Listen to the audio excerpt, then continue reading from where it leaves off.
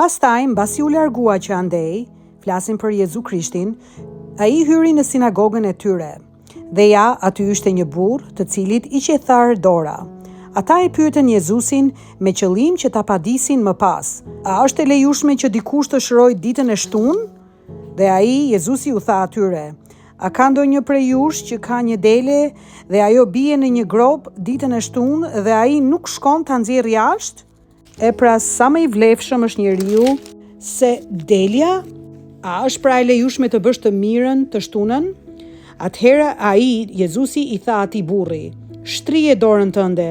Dhe ai e shtriu dhe ai ju shëndosh si tjetra.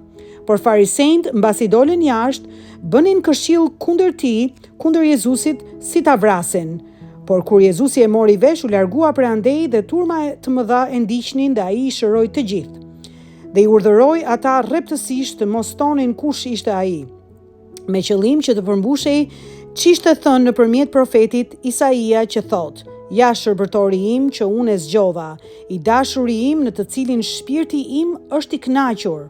Unë do ta vë frymën tim mbi të dhe ai do t'ju shpall drejtësinë popujve. Ai nuk do të zihet dhe as nuk do të bërtas dhe askush nuk do t'ja dëgjoj zërin e tij nëpër sheshe. Ai nuk do ta thërmoj kallamin e thyer dhe nuk do ta shuaj kandilin që bën tym, derisa të mos e ketë bërë të triumfoj drejtësinë.